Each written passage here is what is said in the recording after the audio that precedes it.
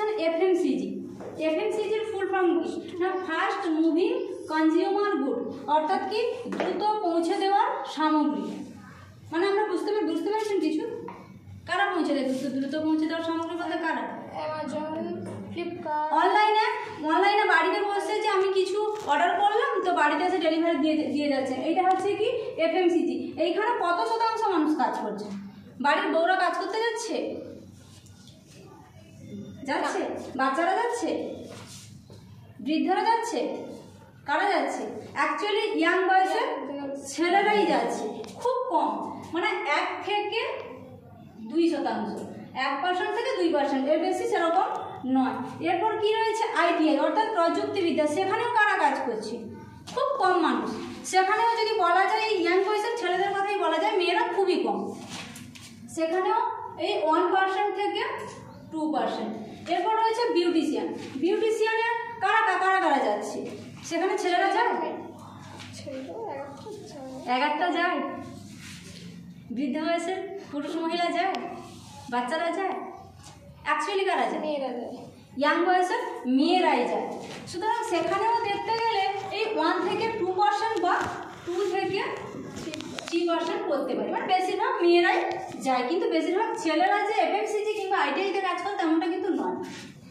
এরপর কি রয়েছে আদার্স বলতে কি ট্যুর অ্যান্ড ট্রাভেলস, বেড়াতে যাওয়া, যে পুরী, নবদ্বীপ, গয়া ওইসব জায়গাতে কারা বেড়াতে যায়? বৃদ্ধরা, মানে সেখানেও এই 1 থেকে 2% মানুষ।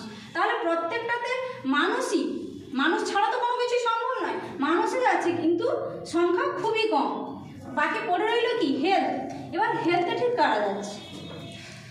হেলথে বাচ্চা থেকে শুরু করে বৃদ্ধ সবাই যাচ্ছে। মানে আমরা যদি ধরে নিই 35% থেকে 40% অ্যাকচুয়ালি যাচ্ছে, তারও বেশি যাচ্ছে। এবার এই হেলথে যে রয়েছে, হেলথে কি রয়েছে? হেলথে তো বিভিন্ন রকম কোম্পানি রয়েছে, যেমন অ্যামওয়ে রয়েছে, আর কি রয়েছে?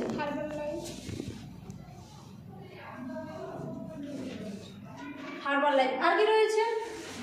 মোদি কেয়ার, আর কি রয়েছে? ভেস্টিজ রয়েছে। তাহলে এই হেলথে কি রয়েছে? Amway, herbal life, Modi care, Vestige, আরও অন্যান্য রয়েছে। এবার এই প্রত্যেকটা কোম্পানি কিন্তু ভালো, কোনোটাই খারাপ নয়, প্রত্যেকটাই অবশ্যই ভালো, কিন্তু এই প্রত্যেকটাতে কি রয়েছে? শুধুমাত্র প্রপার নিউট্রিশন। কি রয়েছে? শুধুমাত্র প্রপার নিউট্রিশন। কিন্তু একজন মানুষকে যদি মানে শারীরিকভাবে সুস্থ থাকতে হয় তাহলে কটা দিক মেনটেন করতে হয়? 2টি দিক। কি বলুন তো, বলুন আপনি। একটা মানুষকে শারীরিকভাবে সুস্থ থাকতে হলে কটা দিক মেনটেন করতে হয়? নিয়মিত প্রোটিন খাবার খেতে হবে আর এক্সারসাইজ। তাহলে proper nutrition plus proper exercise. তাহলে এইগুলোতে রয়েছে কি শুধুমাত্র প্রপার নিউট্রিশন। তাহলে প্রপার নিউট্রিশন পেলে কি আমরা শুধু সুস্থ থাকতে পারবো? আপনাকে যদি বলা হয় যে আপনি এখানে শুধু বসে থাকুন, আপনাকে ভালো খাবার দেওয়া হবে, আপনাকে কোনো কিছু করা যাবে না, চেয়ার থেকে ওঠা যাবে না, শুধুমাত্র বসে খান, তাহলে কি হবে আপনার অবস্থা? আপনি হেলদি হয়ে যাবেন। হেলদি হয়ে যাওয়া মানে শরীরের ভেতরে রোগ অবশ্যই বাসা বাঁধবে। বা যদি শুধু প্রপার এক্সারসাইজের কথা বলা হয়, তো আপনাকে যদি বলা হয় যে এখান থেকে আপনি বাড়ি যান, হেঁটে যান আর আসুন, আপনাকে জল খাওয়ার কিছু দিয়ে দেওয়া হবে, তাহলে কি হবে? সেখানেও সম্ভব না, একটা মানুষ ক্লান্ত হয়ে পড়বে। তাহলে একটা মানুষকে প্রপার সুস্থ থাকতে হলে কি দরকার? প্রপার নিউট্রিশন দরকার এবং প্রপার এক্সারসাইজ। এবার সেটা রয়েছে কোন কোম্পানিতে?